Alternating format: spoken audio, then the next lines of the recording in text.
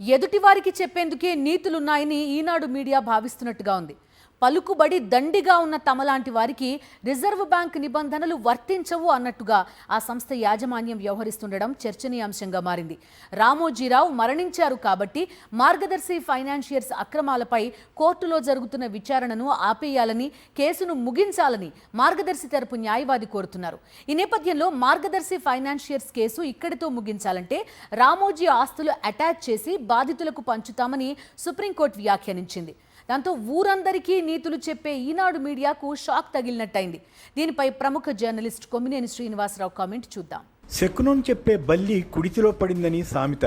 ఊరందరికీ నీతులు చెప్పే ఈనాడు మీడియా తన గ్రూప్ సంస్థల తప్పుల విషయానికి వచ్చేసరికి వాటిని కప్పిపుచ్చేసుకుంటుంది. తాజాగా మార్గదర్శి ఫైనాన్షియర్స్ డిపాజిట్ల సేకరణ కేసుకు సంబంధించి సుప్రీంకోర్టు చేసిన వ్యాఖ్యలు కొన్ని ప్రశ్నలకు తావిస్తున్నాయి. ఈనాడు గ్రూప్ సంస్థలు తన మీడియా బలంతో ఏపీలో తెలుగుదేశాన్ని, తెలంగాణలో కాంగ్రెస్ ను తమ అదుపులో పెట్టుకుని వ్యవహారాలు సాగిస్తుంటాయి. ఏపీ ముఖ్యమంత్రి చంద్రబాబు నాయుడు ఎటు వారికి సొంత మనిషి కింద లెక్క. తెలంగాణలో కాంగ్రెస్ ముఖ్యమంత్రి అయిన రేవంత్ రెడ్డి కూడా తన గురువు బాటలో పయనిస్తూ ఈనాడు రామోజీ గ్రూపునకు వంత పాడుతారన్న విమర్శ ఉంది. నిజంగా మార్గదర్శి ఫైనాన్షియర్ సంస్థ డిపాజిట్ల వసూలు చట్టబద్ధంగా జరిగితే ఎవరూ తప్పు పట్టనక్కర్లేదు. కానీ ఆర్బీఐ చట్టం ప్రకారం హిందూ అన్డివైడెడ్ ఫ్యామిలీ పక్షాన ప్రజల నుంచి డిపాజిట్ల వసూలు నిషిద్ధమని, అలా చేస్తే రెట్టింపు జరిమానా, జైలు శిక్షకు గురవుతారని చట్టం చెబుతుంది. అయినా ఈ సంస్థ 2600 కోట్ల డిపాజిట్లు ప్రజల నుంచి వసూలు చేసిందన్నది ఆరోపణ. మాజీ ఎంపీ ఉండవల్లి అరుణ్ కుమార్ ఎప్పుడో 2 దశాబ్దాల క్రితం ఆరంభించిన పోరాటం ఇప్పటికీ ఒక కొలిక్కి రాకపోవడం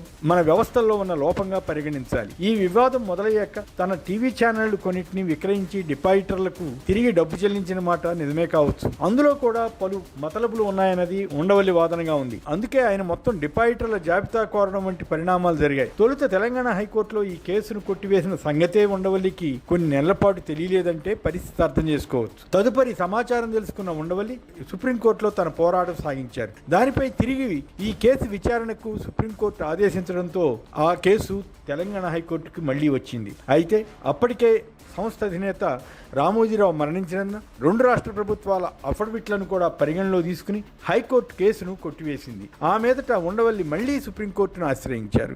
గత టర్మ్లో ఏపీలో ఉన్న వైఎస్ జగన్ ప్రభుత్వం చట్ట ప్రకారం డిపాజిట్ల సేకరణలో జరిగిన తప్పులను ఎత్తి చూపి అఫిడవిట్ దాఖలు చేసింది. కానీ తదుపరి వచ్చిన చంద్రబాబు సర్కార్ మరో వైఖరి తీసుకుంది. రామోజీ మరణించారు కనుక ఆ కేసును ఎత్తివేయాలని ఏపీ, తెలంగాణ ప్రభుత్వాలు మార్గదర్శి ఫైనాన్షియర్ సంస్థ కోర్టును కోరాయి. కానీ అది చట్ట ప్రకారం చెల్లుతుందా అన్నది చర్చ. ఏదైనా సంస్థాగతంగా నేరం జరిగిన తర్వాత సంబంధిత సంస్థ యజమాని మరణిస్తే ఆ కంపెనీ బాధ్యత తీరిపోతుందా అన్నదే ఇక్కడ సందేహం. ఈ నేపథ్యంలోనే మార్గదర్శి కేసు ఇక్కడితో ముగించాలంటే ఆస్తులను అటాచ్ చేసి బాధితులకు పంచుతామని తాజాగా సుప్రీంకోర్టు ఘాటు వ్యాఖ్య చేసింది. సంస్థ కార్యకలాపాలు కొనసాగుతున్నందున క్రిమినల్ ప్రొసీడింగ్స్ ఆగిపోవని అభిప్రాయపడింది. మార్గదర్శి ఫైనాన్షియర్ తరపున వాదించిన ప్రముఖ లాయర్ ముకుల్ రోహతగి కేసు విచారణ ఆరంభం కాగానే రామోజీరావు మరణించినందున దీన్ని ముగించాలని కోరారు. దానికి ఉండవల్లి అరుణ్ కుమార్ తరఫు న్యాయవాది కె పరమేశ్వర్ అభ్యంతరం తెలిపి వ్యక్తి మరణించినా జరిగిన నేరానికి జరిమానా చెల్లించవలసిందేనని వాదించారు. అత్యున్నత కోర్టు రాష్ట్ర ప్రభుత్వాలకు, మార్గదర్శి ఫైనాన్షియర్స్కు నోటీసులు జారీ చేసింది. 2600 కోట్ల రూపాయలను అక్రమంగా డిపాజిట్ల రూపంలో వసూలు చేశారని, ఆ డబ్బును ఇతర కంపెనీలకు మళ్లించారన్నది ప్రధాన ఆరోపణగా ఉంది. అంతిమంగా ఈ కేసులో ఎలాంటి తీర్పు వస్తుందో చెప్పలేం. కాకపోతే నిత్యం వైఎస్ఆర్ కాంగ్రెస్ పైన, ఆ పార్టీ నేతలపైన విషం జిమ్ముతూ వార్తలు ప్రచారం చేసే ఈనాడు గ్రూప్ మీడియా తన వరకు వచ్చేసరికి ఎలా వ్యవహరిస్తోందో చెప్పడానికే ఈ ఉదంతం ఉదాహరణ అవుతుంది. ఈ మధ్య టీటీడీ లడ్డూ వివాదంలో రిటైర్డ్ ఐఏఎస్ అధికారి దినేష్ కుమార్ ఇచ్చిన నివేదిక మీద విశ్లేషణలు ఇస్తూ వైసీపీ నేతలపై దారుణమైన కథనాలను ఈ మీడియా రాసింది. ఇదొక్కటే కాదు, అనేక అంశాల్లో వైసీపీని తన రాజకీయ ప్రత్యర్థి అనుకున్నట్లుగా ఇష్టారీతిలో స్టోరీలు ఇస్తుంటుంది. గతంలో టీటీడీ చైర్మన్ గా వైవి సుబ్బారెడ్డి ఉన్నప్పుడు లడ్డూ తయారీలో వాడే నెయ్యి నాణ్యతపై కమిటీ వేసి పరిశీలన చేయాలని ఆదేశించినా ఆ తర్వాత దాన్ని ఆయన ఫాలోఅప్ చేయలేదన్నది ఆరోపణట. అలా చేయలేదు కనుక ఆయన్ను కూడా దోషిగా చూపాల్సిందేనని ఎల్లో మీడియా వాదన. ఆయన్ను వదిలివేస్తారా అంటూ రాజకీయ నేతల కన్నా ఎక్కువగా వాపోతూ స్టోరీ ఇచ్చింది. అలాగే నెయ్యి కొనుగోలు కమిటీలో ప్రస్తుత మంత్రి పార్థసారథి, టీడీపీ ఎమ్మెల్యే ప్రశాంత్ రెడ్డి గత టర్మ్లో సభ్యులుగా ఉన్నారు. వారి గురించి మాట మాత్రం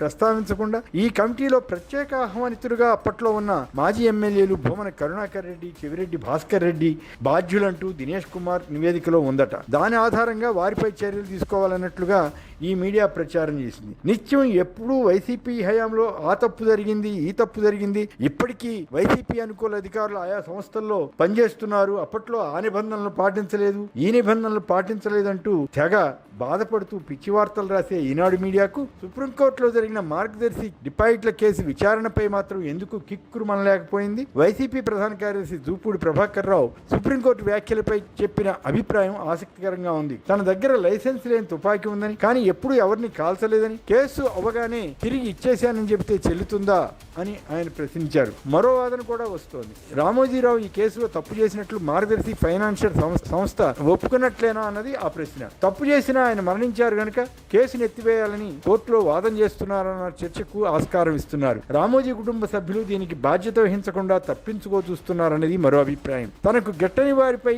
ఉన్నవి లేనివి రాసి నిత్యం బదనాం చేసే పనిలో ఉండే ఈనాడు మీడియా ఈ మార్గదర్శి ఫైనాన్షియర్స్ డిపాజిట్ల కేసులో లాజిక్ ఏమిటో వివరించి ఉంటే బాగుండేది కదా. ఆర్బీఐ నిబంధనలు పలుకుపడిగలిగిన తమకు వర్తించవని రాసి ఉండాల్సింది కదా. చెప్పేటందుకే నీతులు అన్నట్లుగా వ్యవహరిస్తే ఇలాగే ఉంటుంది.